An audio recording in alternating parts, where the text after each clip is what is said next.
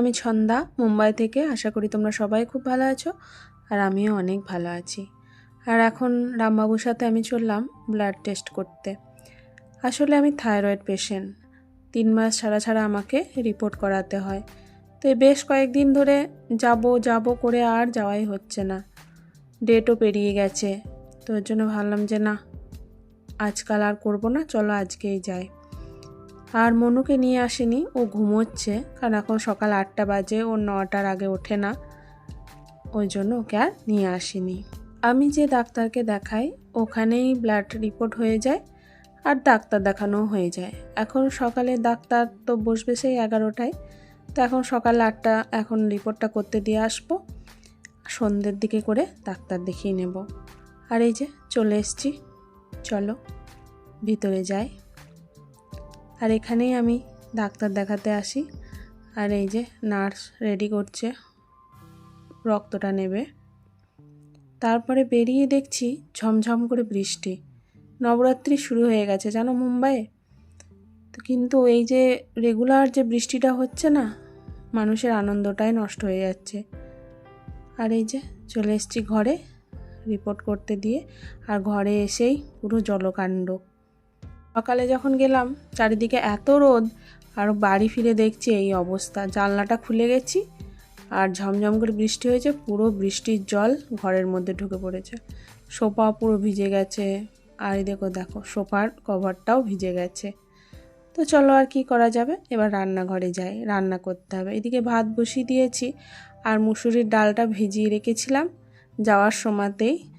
তো এসে দেখলাম যে না, ভিজে গেছে। আর এদিকে মাছটাও বার করে রেখে দিয়েছি। আর চলো একটা জিনিস দেখাই, এই দেখো কি সুন্দর পুঁই শাক হয়েছে না। আর মেঘলা আকাশ এখনও আছে, মনে হচ্ছে এই বৃষ্টি হবে। চলো এবার সবজিটা বানিয়ে নেব। এই যে মাছের ঝোল করব একটু, ওর জন্য আলু বানিয়ে নিচ্ছি, আর উচ্ছে আলু ভাজা করব। আর এই লম্বা লম্বা করে আলু দিয়ে মাছের ঝোল খেতে আমাদের ঘরে সবাই পছন্দ করে। আর উচ্ছে আলু ভাজা, আলুগুলো তো বেছে মেয়েকে দেব, আর উচ্ছেগুলো আমার ভাগ্যেই আছে। দুটো মেয়েই আমার উচ্ছে খায় না, কিন্তু আলুটা খাবে, উচ্ছেটা খাবে না। ওই জন্য বেছে বেছে আলুগুলো ওদেরকে তুলে দিই, আর আমি উচ্ছেগুলোই খাই। এই উচ্ছে ভাজাটা করব, একটাই আলু দেব, বেশি দেব না। এটাকে তো আর উচ্ছে বলা চলে না, এটাকে করলাই বলা চলে। উচ্ছে যেহেতু ছোট হয়, আর এগুলো করলা। বড় হলেও না খুব সুন্দর, ভিতরটা না বীজ নেই, কচি একদম। তো চলো এবার সব বানিয়ে নিই। মেয়েদের স্কুল আছে, ঋষু তো স্কুলে চলে গেছে সকালে, এখন তো পরীক্ষা শেষ, এখন আবার সেই রেগুলার স্কুল, যেমন টাইম টেবিল ছিল আগে সেম সেইভাবেই। তো চলো যেগুলো সব বানিয়ে নিয়ে এবার রান্নার দিকে যাই।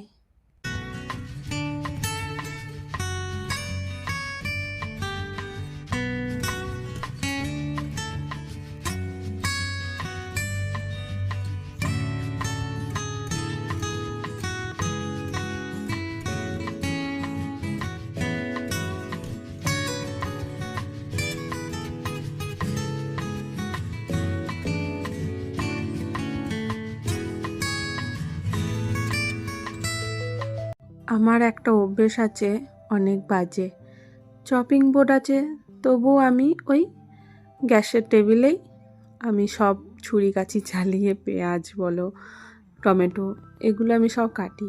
রামবাবুর কাছে বকাও খাই, বলবে তুমি এই যে গ্যাসের টেবিলের ওপর যে এগুলো কাটো না, এতে ছুরির ধারটা নষ্ট হয়ে যায়। ওই জন্য আজকে চপিং বোর্ডের ওপরেই পেঁয়াজটা কাটলাম। আসলে সকালে এতটাই তাড়াহুড়োতে থাকি যে তাড়াতাড়ি একটা সবজি ভাত রান্না করে রামবাবুকে দেবো, ও খেয়ে দোকানে যাবে, মেয়ে স্কুলে যাবে, অনেক ব্যস্ততায় থাকি সকালটা, তাই অত গুছিয়ে যে রান্না করব সেটার হয় না।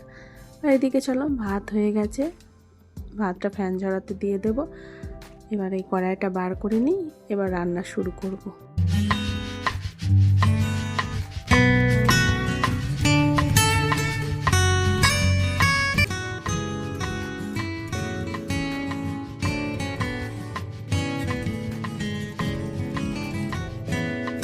ও ম্যাডাম, ও ম্যাডাম, ম্যাডাম, মাম্মা, ওঠো, টিউশন যেতে হবে তো বাবা। শোনা, শোনা, এই দেখো মাম্মা, দেখো ব্লাড দিয়ে এসছে, দেখো মাম্মা, দেখো আমার হাতে। তুমি তো ঘুমাচ্ছিলে, আমি আর পাপা গেছিলাম। উঠে পড়ো, হ্যাঁ, আর 5 মিনিটস, ঠিক আছে?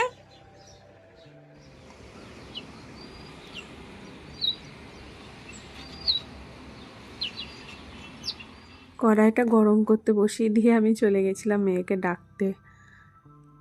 আর এইদিকে তেল দিয়ে দিলাম।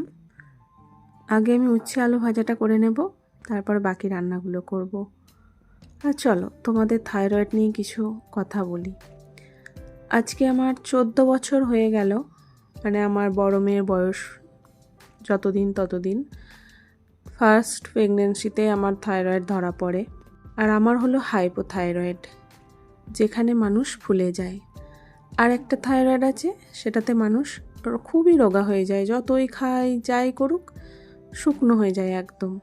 আর যাদের থাইরয়েড আছে তাদের অনেক প্রবলেম হয়, তোমার হাঁটুতে ব্যথা, কোমরে ব্যথা, অলসতা, সবসময় মনে হবে ক্লান্তি। আর এই সব উপসর্গগুলো যাদের আছে তারা একটু চেক আপ করিয়ে নেবে। আর এমনিতে নর্মাল মানুষের বছরে একবার হলেও বডি চেক আপ করানো দরকার, কিন্তু আমরা সেভাবে নিজেদেরকে যত্ন করি না। তাই হয়তো অনেক যখন একটা বড় রোগ হয়ে যায় তখন আর কিছু করার থাকে না। আর আমি 3 মাস ছাড়াই ডাক্তারের কাছে যাই, চেক আপ করি। আমার মতো তোমরা কেউ ভুল করো না। তোমাদের যদি এই উপসর্গগুলো থাকে অবশ্যই ডাক্তার দেখিয়ে নেবে। আমার যখন প্রেগনেন্সিতে ধরা পড়ে, তারপরে বাচ্চা হয়ে যাওয়ার পর না আমি অতটা নিজেকে নিয়ে ভাবিনি, বাচ্চার পিছনেই সব সময় থাকতাম। তাই আমার থাইরয়েডটা অনেকটাই বেড়ে গেছিলো, আমি ওষুধও খেতাম না। তারপর যখন দেখলাম যে না আমি আরও ফুলে যাচ্ছি, তখন আবার যখন আমি চেক আপ করাই তখন আমার থাইরয়েড অনেকটাই বেড়ে যায়।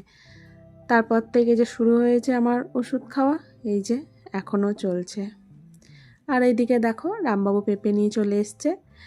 যে কদিন পরীক্ষা ছিল সে কদিন একটু হরলিক্স নিয়ে আসছিলাম, কারণ সকালে যখন মেয়ে 6:30টায় স্কুল যায় তো বড় মেয়ে, তো পরীক্ষার সময় ওদের টিফিন নিয়ে যেতে না করে তো সকালে কী খেয়ে যাবে, তাই একটু হরলিক্স নিয়ে রেখেছিলাম। এবার ডালটা বেটে নেব। উচ্ছে আলু ভাজা আমার হয়ে গেছে। এবার ডালটাতে একটু বেটে নেওয়ার পরে নুন আর একটু হলুদ এইসব দিয়ে একটু ভালো করে না অনেকক্ষণ ফেটিয়ে নিতে হবে জিনিসটাকে। এই যে মনুসোনা এখন পেঁপে খাচ্ছে, এরপর ও যাবে টিউশন, আর এরপর আমি রান্না করব। ওর পাপা খেয়ে দোকানে যাবে। চলো এবার বড়াগুলো ভাজি। এইগুলো না গরম ভাতে খুব ভালো লাগে খেতে, বিশেষ করে জ্বর জ্বালা মুখে না, যখন মুখে রুচি থাকে না তখন এইগুলো খুব ভালো লাগে খেতে। ভাজার পর রামবাবু তো 2-4টে শুধুই খেলো।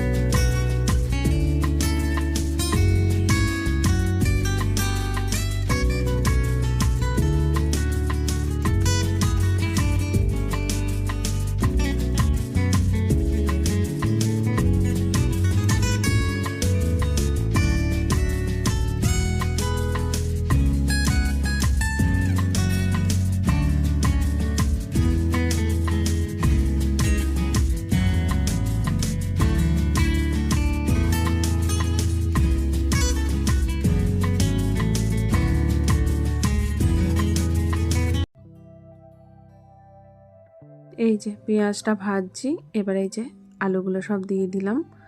আর আমি ছাঁকা তেলে আলুগুলো ভেজে তুলে নিই না, তাহলে কি হয় অনেকটা তেল খাওয়া হয়ে যায়। আর এই যে মশলা দিয়েছি, আদা, জিরে বাটা, ধনে গুঁড়ো, লঙ্কা গুঁড়ো, আর দিয়েছি হচ্ছে টমেটো, হলুদ, নুন যেগুলো লাগে। আর এই ঝোলটা না একদম পাতলা করে হবে, কালো জিরে আর জিরে ফোড়ন দিয়ে করেছি, খুব সুন্দর হয় এই ঝোলটা খেতে। আর এই যে একটা থালার মধ্যে একটু ঠান্ডা করতে দিচ্ছি, কারণ রামবাবু খেয়ে দোকানে যাবে। চলো তোমরা সবাই খুব ভালো থেকো, টাটা।